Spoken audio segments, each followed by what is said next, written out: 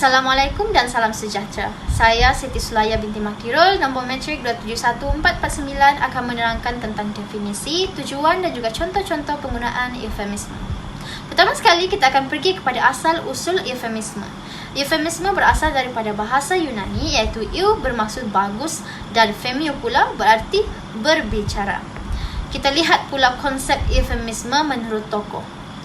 Menurut Asma Haji Omar, eufemisme itu merupakan bahasa yang penuh adab tertib dan sopan walau dalam apa jua keadaan kerana penggunaan kata-katanya yang halus bukan sekadar untuk menyampaikan mesej, malahan juga tidak menyinggung perasaan pendengarnya. Konsep kedua yang dibawa oleh Teo Kok Siong yang mana eufemisme ini merupakan sebuah gaya bahasa yang menunjukkan ungkapan-ungkapan yang lebih sopan dan halus sifatnya bagi menggantikan bahasa atau perkataan yang tidak menyenangkan dan tidak sedap didengari. Jadi dapat disimpulkan di sini eufemisme secara ilmiahnya merupakan bahasa yang menggunakan kata-kata yang manis ataupun halus untuk menggantikan kata-kata yang agak kasar. Baiklah, bagaimana pula masyarakat Malaysia ini mengamalkan eufemisme? Masyarakat mengamalkan nilai sopan santun, berbudi bahasa dan mempunyai pekerti yang halus. Bukan sahaja diamalkan dalam perlakuan, pemikiran atau perasaan, malahan juga dalam pertuturan. Jadi, hasil daripada amalan eufemisme ini, masyarakat Malaysia sentiasa berusaha untuk menjaga kesantunan tutur kata tanpa mengira faktor jantina, status sosial, peringkat umur dan juga dalam konteks masyarakat. Seterusnya kita pergi kepada tujuan ataupun fungsi eufemisme. Tujuan eufemisme yang pertama adalah menutupi keadaan yang kurang menyenangkan. Maksudnya di sini, penggunaan eufemisme adalah supaya hal-hal tertentu yang hendak disampaikan oleh penutur tidak menyinggung perasaan pendengar. Sebagai contoh, saya hendak ke belakang ialah satu contoh penggunaan eufemisme yang bermaksud saya hendak ke tandas untuk membuang air. Tapi dalam situasi ini, membuang air itu sudah menunjukkan kata eufemisme yang bermaksud kencing. Tujuan kedua adalah mewujudkan motivasi dan juga menunjukkan penghargaan kepada pendengar. Melalui eufemisme, penutur dapat menunjukkan nilai-nilai yang baik menggunakan bahasa yang halus dan sopan ketika berkomunikasi. Kesannya, pendengar akan berasa selesa dan termotivasi untuk menggunakan bahasa-bahasa yang sopan seperti yang ditunjukkan oleh penutur itu tadi. Hal ini menunjukkan penggunaan bahasa eufemisme dapat menjadi ukuran nilai bahasa halus yang digunakan dalam masyarakat kita. Tujuan yang ketiga adalah mengelakkan daripada menyampaikan sesuatu secara langsung. Maksudnya, perkara yang tidak dinyatakan secara langsung itu tidak elok dan tidak sedap didengar. Sebagai contoh, kesakitan, kematian dan juga pengguguran. Tujuan terakhir adalah mengelakkan tabu dalam masyarakat. Apabila seseorang itu mengeluarkan atau mengungkapkan kata-kata yang tidak sopan ataupun bersifat tidak baik, maka ia telah melanggar konsep tabu sesebuah masyarakat itu. Sebagai contoh, perkataan seperti berak ataupun jamban boleh dikatakan tidak sopan dan tidak sedap didengar dalam kalangan masyarakat. Jadi di sini kita dapat lihat situasi tersebut secara tidak langsung mewujudkan unsur eufemisme atau kesantunan dalam berbahasa.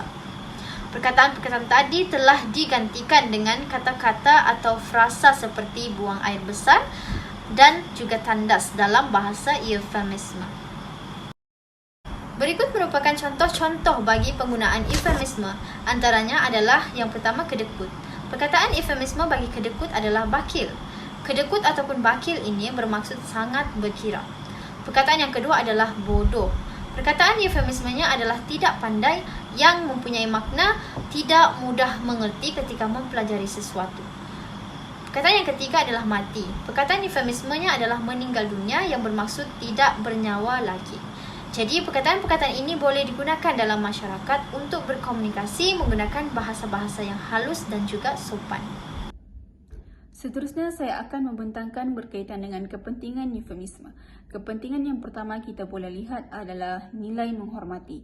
Melalui pertuturan yang halus dan sopan, nilai menghormati dapat diterapkan dalam pertuturan seseorang. Menghormati dapat diartikan sebagai satu layanan yang sopan dan menjunjung tinggi terhadap seseorang. Eufemisme dapat dihubung-kaitkan dengan adab ketika bertutur yang dilihat dari aspek panggilan hormat, kata gelaran, dan sebagainya. Eufemisme berperanan apabila seseorang itu mampu untuk menggunakan bahasa yang halus, kata sapaan yang tepat dan pemilihan kata yang betul untuk tidak mewujudkan konflik atau tidak menyinggung perasaan orang lain. Contohnya, tradisi pada zaman dahulu khususnya dalam adat perkahwinan, majlis dimulakan dengan berbalas pantun antara satu sama lain yang dianggap sebagai bahasa kiasan.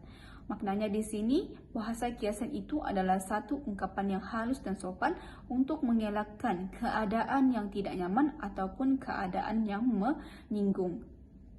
Dalam konteks masyarakat di Malaysia, nilai menghormati adalah salah satu budaya yang mesti diamalkan dalam setiap individu demi membentuk perpaduan masyarakat yang kuat. Maknanya, nilai menghormati dalam kalangan masyarakat semasa bertutur juga ditekankan sejak dahulu lagi. Hal ini dibuktikan melalui penerapan nilai-nilai murni dalam kalangan anak muda semasa di sekolah. Lebih-lebih lagi, masyarakat di Malaysia juga adalah masyarakat majmuk yang mana perpaduan itu perlulah dikekalkan dengan saling menghormati antara satu sama lain, sama ada dari segi pertuturan maupun perlakuan. Oleh itu, penggunaan eufemisme dalam komunikasi adalah sangat penting, yang mana penekanan nilai menghormati orang lain ketika berinteraksi itu akan mewujudkan komunikasi yang lancar dan mengelakkan wujudnya perasaan yang tidak menyenangkan seperti sedih, marah, kecewa, dan sebagainya. Kepentingan eufemisme yang kedua ialah nilai malu. Dengan adanya eufemisme yang ditekankan dalam komunikasi, ia dapat mewujudkan nilai malu dalam diri seseorang. Dalam konteks ini, nilai malu membawa maksud seseorang yang berasa segan atau munculnya perasaan hormat yang tinggi terhadap seseorang. Apabila wujud perasaan segan atau malu, penutur akan lebih berhati-hati dalam penggunaan perkataan dan memilih ungkapan yang halus dan santun dalam komunikasi bergantung dengan keadaan tertentu. Maksudnya, orang yang mempunyai nilai malu dalam dirinya akan lebih beradab dan bersopan santun. Namun secara umumnya, malu adalah perkataan yang menunjukkan perasaan yang tidak selesa yang dialami dalam keadaan tertentu oleh seseorang individu. Dalam masyarakat di Malaysia, nilai malu atau air muka itu sangat dititik beratkan, yang mana masyarakat perlu menjaga perlakuan dan pertuturan. Masyarakat perlulah bersopan santun ketika berinteraksi antara satu sama lain. Hal ini kerana dengan tingkah laku mereka yang segan, malu dan saling hormat akan dapat menghindarkan orang lain daripada mendapat malu dalam pelbagai keadaan. Maksudnya di sini untuk mengelakkan situasi yang kurang menyenangkan seperti marah, bergaduh, tertekan dan sebagainya semasa proses komunikasi berlangsung antara penutur dan penerima. Maka eufemisme ini berperanan penting dalam memupuk nilai malu untuk mengekalkan pertuturan yang sopan dan halus. Maksudnya di sini setiap orang perlu ada nilai malu dalam diri agar tidak memberi malu dan tidak mendapat malu semasa berinteraksi, seterusnya mewujudkan keadaan ataupun situasi yang selesa semasa berkomunikasi. Kepentingan eufemisme yang ketiga adalah nilai budi bahasa. Penggunaan eufemisme juga penting untuk menanam nilai budi bahasa dalam pertuturan. Seperti yang kita tahu, budi bahasa ini mencerminkan ketinggian tamadun sesebuah bangsa. Maksudnya di sini kita boleh lihat dan kita boleh nilai budi pekerti ataupun adab yang dimiliki oleh seseorang individu itu.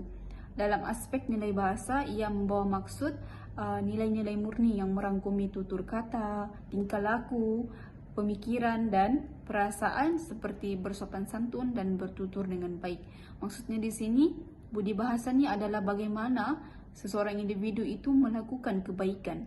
Kebaikan di sini seperti bertutur dengan baik, menggunakan ungkapan yang halus, menggunakan bahasa yang baik dan beradab sesama manusia. Maksudnya di sini sesama penutur dan penerima itu sendiri. Nilai budi bahasa berkait rapat dengan penggunaan unsur eufemisme ketika bertutur kerana adanya aspek kesantunan dalam nilai budi bahasa dan eufemisme itu sendiri. Individu yang bertutur dengan sopan juga dianggap mempunyai nilai budi bahasa yang tinggi kerana bertutur dengan bahasa yang baik dan bahasa yang elok didengar. Hal ini seterusnya mewujudkan interaksi yang baik antara penutur dan penerima tanpa menyinggung perasaan antara satu sama lain. Jika dilihat dalam konteks masyarakat di Malaysia, nilai budi bahasa ini telah lama diamalkan. Antaranya mengungkapkan terima kasih sekiranya ada orang yang membantu, mengungkapkan permohonan maaf sekiranya berbuat salah, dan memberi salam sebagai tanda hormat dan sebagainya. Maksudnya di sini, masyarakat Melayu ini didedahkan awal untuk bercakap dengan baik, menggunakan bahasa yang sopan, berhemat tinggi, berfikir sebelum bercakap dan memilih perkataan yang tepat ketika bertutur. Maka eufemisme ini juga berperanan untuk menyemat nilai budi bahasa dalam kalangan masyarakat agar tidak menjadi masyarakat yang kurang sopan, tidak beradab dan tidak mempunyai budi pekerti. Secara keseluruhannya, penggunaan eufemisme yang meluas dalam kalangan masyarakat di Malaysia dapat memberi impak yang positif dengan membentuk bahasa yang lebih baik kerana ianya akan mencerminkan nilai etika dan kesantunan yang ada dalam diri seseorang. Bukan itu sahaja, penekanan eufemisme dalam komunikasi juga dapat menerapkan nilai-nilai murni semasa berkomunikasi. Oleh itu, penggunaan eufemisme dalam komunikasi perlulah dititik beratkan untuk memastikan tidak ada perkataan ataupun ungkapan yang kurang sopan atau kesat dalam pertuturan, seterusnya melahirkan generasi yang lebih bersopan santun dengan menggunakan bahasa yang baik dan halus dalam pertuturan.